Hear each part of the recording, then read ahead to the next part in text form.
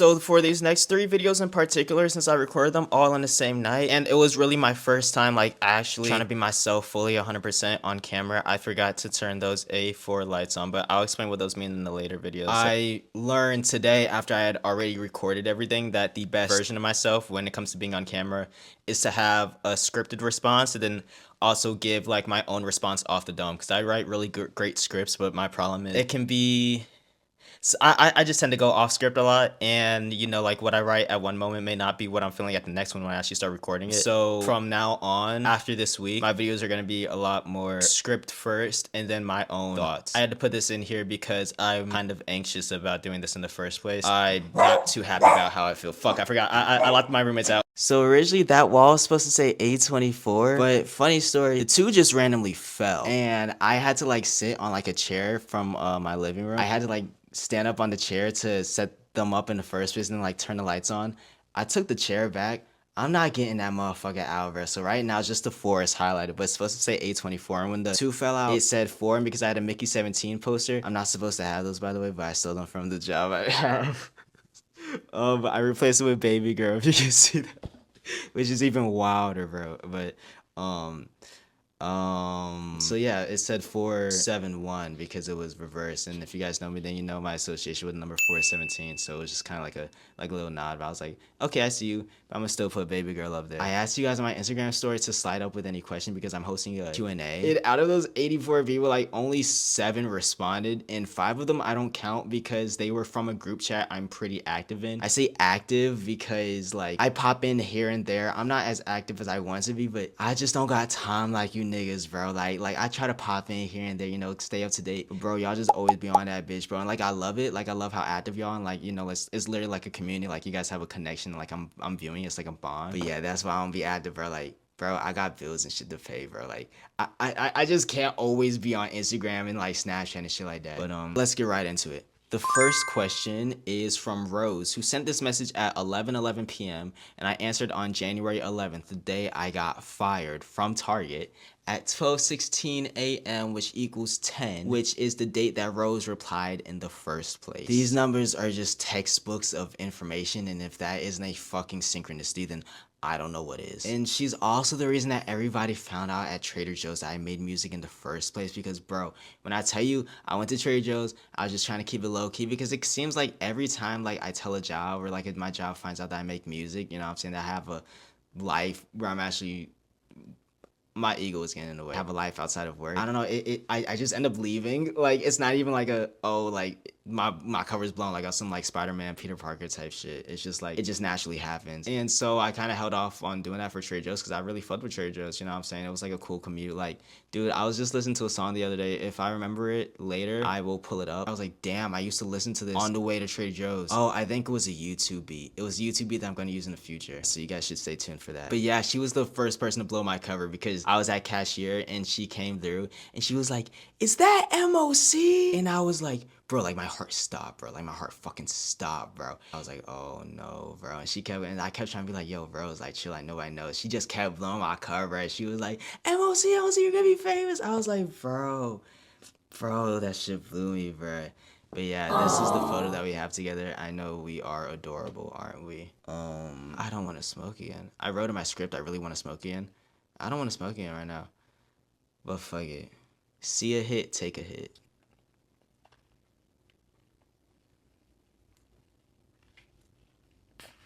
Of course it clogs right now. I love weed so much, bro. I love weed. I love weed so much, man. Oh, wait. Why am I frozen? My ultimate dream with music, I want to transcend the very concept of what it means to be an artist. I want music to lead me into other avenues where I'll literally challenge people's perception as to what we are capable of doing with our art. I want people to not view me as a musician, but as an artist so dedicated to his craft that it's not unlikely that some people may view me as art herself personified. First question is, how long have you been making music and do you enjoy it? I've been making music for about 5 years now. I started during quarantine and it's definitely the passion I've stuck with the longest. I enjoy actually crafting a sound from scratch and just analyzing my subconscious at the moment. I kind of call creating in general crystallizing your consciousness because it's a direct reflection of everything you're going through at the moment. And because of that, music is by far the best way for me to do so. But you know, Eventually, we're gonna explore other avenues as well, but I ain't trying to get into all that right now. Next question: where do I see my career heading? I don't know. I'd love to say it's a 2025 takeover, but honestly, I said the same thing about 2024 and 2023. I have no idea. Obviously, we'll continue on the rise just because I'm consistently posting and creating in general, but as far as giving a definite moment, I'm speechless. In short, it's heading upwards for sure. I just don't know how long it'll take until I reach the destination I've been chasing for so long. Next question: what's my biggest inspiration for music? Brockhampton, Kenny Mason, Zilla Kami, Lecrae, Kendrick Lamar, J. Cole, Young Thug, Donald Glover.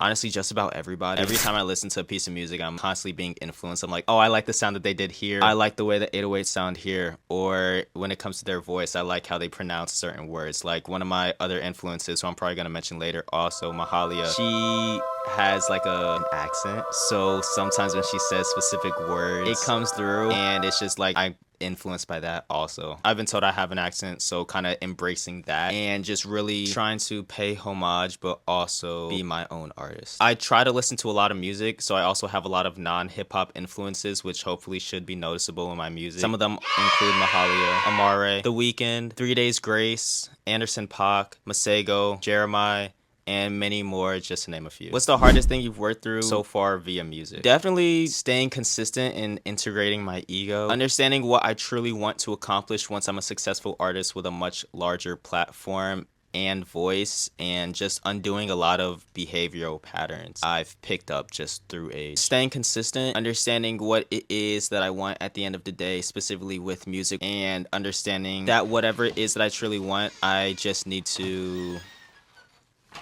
commit and not shy away from whatever I truly feel at the moment. And undoing a lot of behavioral patterns I engage in subconsciously. Knowing that despite my age, I still am the one I should trust most at the end of the day, no matter how difficult those decisions may be and how uncomfortable I would be doing it. Philippe asks, what does all that Venus hang shit mean? He's obviously referring to my Instagram bio where it says my tarot era is the Hangman and my planetary era is Venus, because I'm into tarot right now and the card that's been resonating with me currently is the Hangman Tarot. Essentially means I'm in my midway point in life, like I'm halfway there. Kind of like if you reverse this card and present it how we would normally see it, which would be upright, you turn it halfway of a 360-degree circle. Dude, I'm not used to this nature shit, bro. I hope you could tell. So 180. So if we turn it 180, then we see the upright, which equals 9, which is the Kabbalistic number of truth. Because everything I think that multiplies always adds back up to 9. Like 9 times 2 is 18 and 1 plus 8 is 9, and then 9 times 9 is 81 and 8 plus 1 is 9. Is there a song I regret putting out? I really want to say Rich Like Roddy, but I'm only going to say Hustle On for right now, and you guys won't even know the reason until like far like later into my career because it's pretty embarrassing, but I'm very glad I still made the song regardless, you know. I love Hustle On. That's the first song I made when I came down here, and just like the story behind it, because there was like 3 different times where we tried to make it, like the mix engineer I was using with before he got fired or like he quit, so I had to like switch it over. It was a lot, bro. That one and Rematch were a fucking lot, bro. It was so much, but I love the song, but yeah, you guys will find out later why I regret it. I mean, like the short answer is just like I don't really think that represents me anymore. I was kind of going for like a Toxic Future kind of vibe, but it's like I don't know if that's who I am, you know what I'm saying? So it was just me experimenting, but I'm really glad I made it because y'all saw a side of me and I integrated a side of me that I wanted to understand better. What song is my favorite? Which do I like the most? I'm going to answer these as 2-part questions. My favorite song on a microcosmic scale is definitely Rise. I know it's hard to find love sometimes, because I feel like it really just embraces why I'm doing this, you know what I'm saying? It's like I say, like I gotta be the kid I wish I had when I was 10. Like that's some real shit. Like I really do this for the future generations and for the kids who are like me, you know what I'm saying, who grow up thinking that they're mistakes of color. Then on a macrocosmic scale is probably Acceptance. Cause I ain't got time for this. Because acceptance is such a that's like a genre of its own. Like acceptance, like I make an acceptance. Like how I know that I have a banger is if it's like an acceptance level banger. Like Acceptance is just like that. Like it's just one of those songs, bro. It's funny because that's Lando's favorite song, and he's actually made the first ever MOC type beat. know I got opportunities. They could rule me, but that's why I got what it takes. Look at these. Me and Lando go all the way back, like 2022, probably earlier. Like, he found me through quarantine when I was just doing 16 bars on TikTok. Tell me you really gon' finish me. I remember back I was begging for sympathy. Now it's around like I'm rapping the Christian street. And I write records, I see what I'm meant to be. Like, me and Lando go way back. So Acceptance, yeah, Acceptance is his favorite song. And this next song I have, my second single after my next single, it's an Acceptance level banger. I think it's going to be in 2 singles, but it low-key just might be my next one. I don't know yet. It's called I'm a Star, but that title also might change. But yeah, I had to go out with a bang, but much more on that later. Why did I choose MOC, and what the hell does Stardust Joshua mean? And do I think it honestly represents me still? I'm incorporating 2 questions into one, by the way. And we're gonna switch the angle. So I'm gonna give y'all the truth. I always tell people that my name is like inspired by when I first moved to Raleigh, North Carolina, and I was like the only black kid in my class. Like, before, I went to private schools my whole life, so no, I was used to that. But just me being in a completely new environment definitely added to the shock. It was definitely like a struggle to overcome. So it's kind of like me accepting and embracing that term, because it's like I didn't really fit in either side. And then my parents would try to put me in different sports programs or different camps where there were more kids who looked like me, but I also didn't fit in there either. So it was just kind of like me feeling like a mistake of color. And that's what I always used to tell people, but that's bullshit. The truth is that I had this wild ass friend freshman year, and hopefully as I progress throughout life, you guys will meet him. His name was Richard, and he was just the most wild individual I know. And we had this group chat. It was between me, my homie Nick, and Kos, and I'm naming these guys because you probably will meet them. But he named that group chat Mistakes of Color, because Nick was white, Kos is Latino, and me and Richard are black. So yeah, it's a fucking Instagram group chat name. Do I think it still applies to me? No. I think MOC is a great name, but I don't view myself as a mistake. So it's kind of like me carrying baggage, but I don't want to change that name yet. The best way to understand me is that I'm constantly thinking in the future. I'm never right here. I'm always there or somewhere else. So when I perform, when I write, I'm not really viewing myself as MOC. I'm viewing it as the entity, as the egregore, which will be revealed to you guys in due time. Since we all come from stars, we're all stars, whether we know it or not. We are the consciousness projected through veils to condensify and become matter. So that's what I'm implying. Recognizing and understanding that you're just a star at the end of the day like everybody else, and choosing to do what thou wilt with it by living under the accordance and harmony of divine love, which is the law. So it's basically like the golden rule codified. That's what I wrote down. Basically just constantly remembering that at the end of the day, we are so much greater than we can even fathom, than we can even believe. That's just on like an energetic and conscious level. To say that we're human implies so much, and it can imply so much more than a lot of people give it credit for. So it's really just recognizing that, you know, when it's all said and done, Joshua, MOC, at the end of the day, it's just a stream of consciousness. And, you know, Lord forbid I don't make it to truly live out the vision that I see in my head. It's just going to be amplified because I'll have influenced so much. And once the world knows about, or once Kabbalah becomes much more mainstream and a lot of people start actually applying the teachings into their lives, then it'll be like, oh, he's just saying what I feel right now. You know what I'm saying? So it's not really going to be like this big revelation anymore. It's just going to be like, oh, like this is just how I think now. So it's really just to kind of keep my ego in check and just be like, you matter, but you're not as important as you think you are. When I make it big, do I want people to consider my current 3 as my start, or do I want to release something defiant? I want to release something defiant. That Defiant project will be my debut album, which may have a bit of a controversial title, but I do it in great faith because glory. But yeah, Sophia is my debut mixtape. My official debut EP is the College Pack. Real ones know what the original is. And my second EP is Death to Democracy.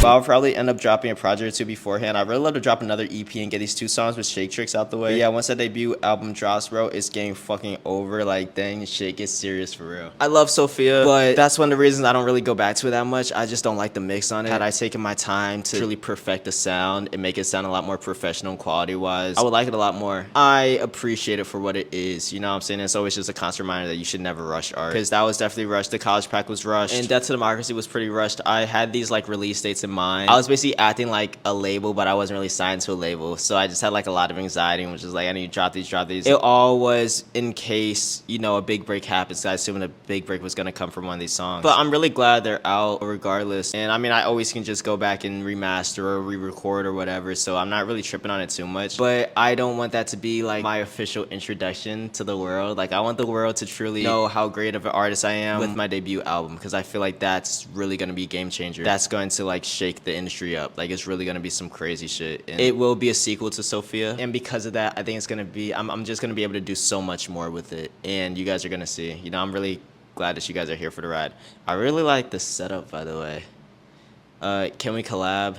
Nah. A question I have for myself that I wish was asked: how do I feel at the moment? I'm kind of in a stage of my life where I'm running on autopilot most of the day, like at work, for example. But we all run on autopilot.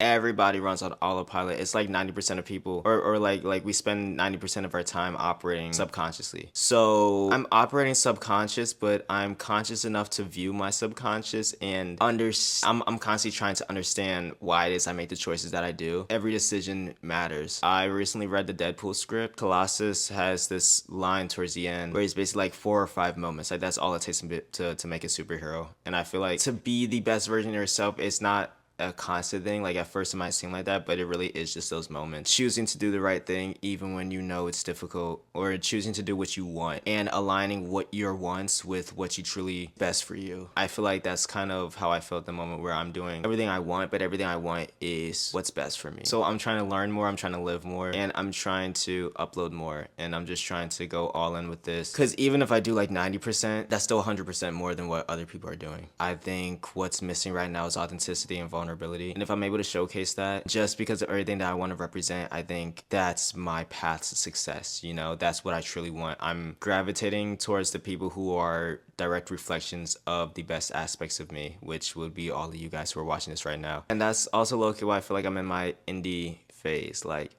I might have said this earlier, but just how like all great art takes time to appreciate. And the stuff that is really great, like I Saw the TV Glow, for example, is appreciated by a few. It's movies like that changes and is impacting the next wave of filmmakers and of artists in general. You know, just understanding and diversity and things of that nature. So just truly understanding that at the end of the day, I'm exactly where I need to be. And if I'm not, I'm going to get to where I want to be. But at this current moment, I feel pretty successful. I proved myself wrong a lot. I've just done a lot, you know. And it's like a lot of times I don't give myself credit for that. But yeah, just constantly trying to grow. I hope this mic is on, by the way, because if it's not, that happened last night actually. But yeah, great question, Joshua.